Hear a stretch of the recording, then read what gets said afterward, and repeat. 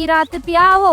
ताजी भेनरन दर कोन खोलियो अधी वारन दर खोलियो हो पर ताजे भाइरन असांखे थेला ॾेई घर मां कढी छॾियो हाणे भला चाह त पियारियो न अद्धा वारन का पुॼे आ त तव्हांखे लठूं हणी ऐं लतूं हणी ॿाहिरि कढंदा ज़ाल ई मचकिरी आहिनि मुड़ुस जे नाले ते चई त भली लतूं लॻनि या बि तव्हांजी ख़्वाहिश कॾहिं न कॾहिं पूरी थींदी पर फ़िलहालु असांखे चांस त ॾियो न अकेली जायूं पीतियूं हूंदव चुस्तकियूं भरियूं हूंदव अलाह कंदो असां मज़लूमनि मुड़ुसनि जूं आयूं लॻंदव पेट में वलो तो पवंदव तव्हांखे पूरा 3 ॾींहं बुख ई उञ ते रहणो आ जेकॾहिं बची ऐं सुधरी विया हो न त असांजा न त अलाह साईं जा त पक्का आहियो हे त ॾिस ए मायो तव्हांखे मां ॿुधायां सॼी राति वीचारा कुतनि सां गॾु रहिया न कुता भाऊ कनि पिया हे वीचारा ॾुजनि पिया शर्म कोन थो अचे मुड़ुस अथव मुड़ुस मां बि हिन सां गॾु सची हाणे खणी छॾियो हिन वीचारनि खे जेकॾहिं तुंहिंजो भेनरनि जे लाइ एतिरो साथ वञे त पोइ घर वठी वञनि ऐं घर जो वञी कमु वठीनि वाचूड़ा असां राति खां वठी बुख ते वठाऊं तूं भला का वाह न कर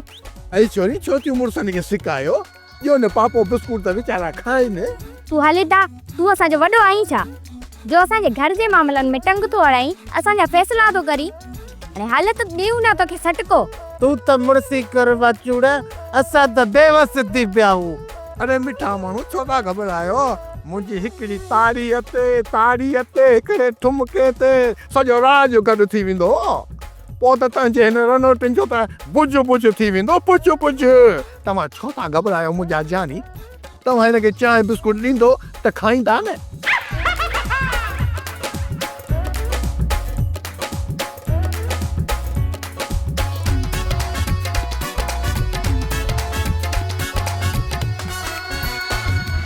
गर्मी तूं हिनखे थधो कर न त लॻे थो वॾो गंद थींदो अदी मां त गर्मी आहियां तूं सर्दी आहे तूं हिनखे थधो कर वाचूड़ा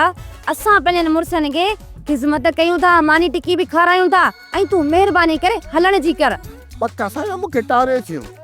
न ईअं ई कंदासीं जीअं अदी सर्दी चयो ओ ईअं मुड़ुसनि जो क़दुरु कयो त इज़त थींदव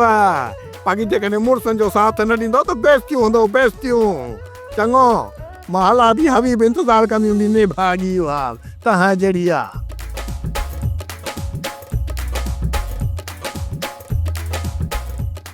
बता ये देखा तू वेरे कर मुत भरती हूँ चाय को की अदा बता सद कर वाचूड़ा के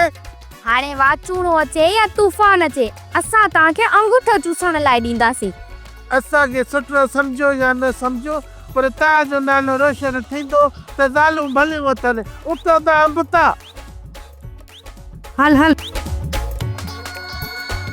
सोप सीरियल जहिड़ियूं ज़ालूं तहिड़ा मुड़ुस तमाम एपिसोड्स ॾिसो HD क्वालिटीअ में विज़िट करियो असांजो YouTube channel Sindh TV HD drama subscribe कयो असांजो official YouTube channel Sindh TV HD drama ऐं वधीक अपडेट लाइ बेल आइकन खे क्लिक करियो।